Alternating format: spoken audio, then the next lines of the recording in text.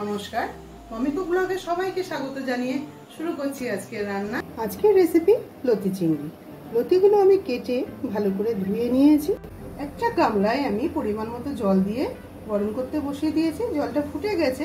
এই পর্যায়ে চলে আসলে পরে এর মধ্যে আমি অল্প করে নুন দিয়ে দেব।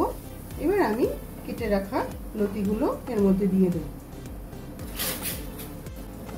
2 মিনিট ভাপিয়ে নেব লতিগুলো।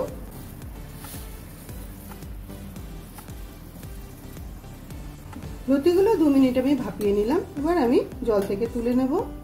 একটা কড়াই বসিয়ে কড়াইয়ে পরিমাণ মতন সর্ষের তেল দিয়ে দেব। তেলটা গরম হয়ে গেলে এর মধ্যে দিয়ে দেবো অল্প পরিমাণে সাদা জিরে, একটা শুকনো লঙ্কা ফোড়ন, আর দিয়ে দেব 7 থেকে 8 কোয়া রসুন কুচিয়ে নেওয়া। একই সাথে দিয়ে দেব 2টো পেঁয়াজ একদম কুচিয়ে কেটে নিয়েছি। 2টো বড় সাইজের পেঁয়াজ দিয়েছি এখানে।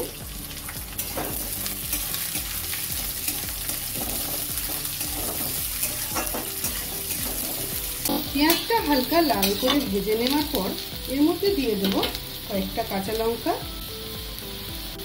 আর দিয়ে দেব একটা ছোট সাইজের টমেটো।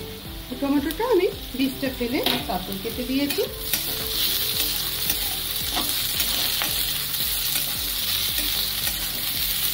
দিয়ে দেব এর মধ্যে স্বাদ মতো নুন, হলুদ গুঁড়ো 1 চামচ, কাশ্মীরি লাল লঙ্কার গুঁড়ো 1 চামচ, লঙ্কা গুঁড়ো। ভালো করে নাড়িয়ে দেব। গ্যাসের ফ্লেমটাকে এই সময় লো করে দিতে হবে, না হলে মশলাগুলো পুড়ে যেতে পারে। এবার এর মধ্যে দিয়ে দেবো চিংড়ি মাছ। চিংড়ি মাছটা ভালো করে ধুয়ে আমি আগে থেকে নুন হলুদ মাখিয়ে রেখেছিলাম। এখানে আমি 500 গ্রাম লতি রান্না করছি। 500 গ্রাম লতির জন্য আমি এখানে 250 গ্রাম চিংড়ি ব্যবহার করছি। চিংড়ি মাছটা দিয়ে দেওয়ার পর সব মশলার সাথে ভালো করে একবার একটু ভাজা করে নেব। 2 থেকে 3 মিনিট আমি ভাজা করে নিলাম। এবার আমি সিদ্ধ করে রাখা লতিটা দিয়ে দেব। লতি কিন্তু খুব বেশি সিদ্ধ করতে নেই, তাহলে একদম কচুর শাকের মতন হয়ে যাবে। জলটা আগে ফুটিয়ে নিয়ে নুন দিয়ে তারপর তোমরা লতিটা দিয়ে 2 মিনিট রেখে ছেঁকে নিলে পরে খুব সুন্দর হবে লতিগুলো। আর লতি কাটতে কিন্তু অনেকেই ভয় পায়, কারণ লতির চোকলাটা ছাড়াতে গেলে খুব একটু সমস্যা মনে হয়। তাই লতি যেদিন তোমরা রান্না করবে তার আগের দিন যদি তোমরা এনে রাখো লতিটা, তাহলে ছাড়াতে খুব সুবিধা হবে। একদিন আগে এনে পরের দিন যদি তোমরা ছাড়িয়ে নাও চোকলাটা, তাহলে খুব সহজেই চোকলাটা ছাড়ানো যায়, কোনো অসুবিধা হয় না।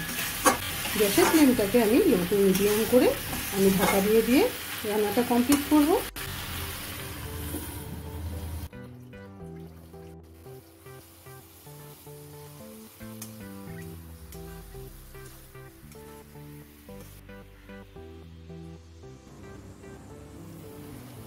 তৈরি হয়ে গেল খুবই অল্প সময়ে অল্প উপকরণে লতি চিংড়ির রেসিপি।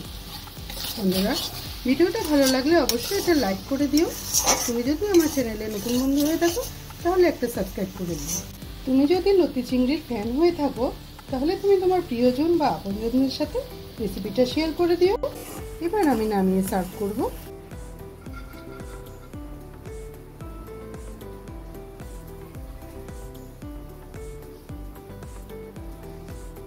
তৈরি হয়ে গেল খুব সহজেই লতি চিংড়ির রেসিপি।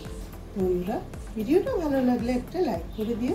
তুমি যদি আমার চ্যানেলে নতুন বন্ধু হয়ে থাকো তাহলে একটা সাবস্ক্রাইব করে দিও। পুরো ভিডিওটা দেখার জন্য অসংখ্য ধন্যবাদ।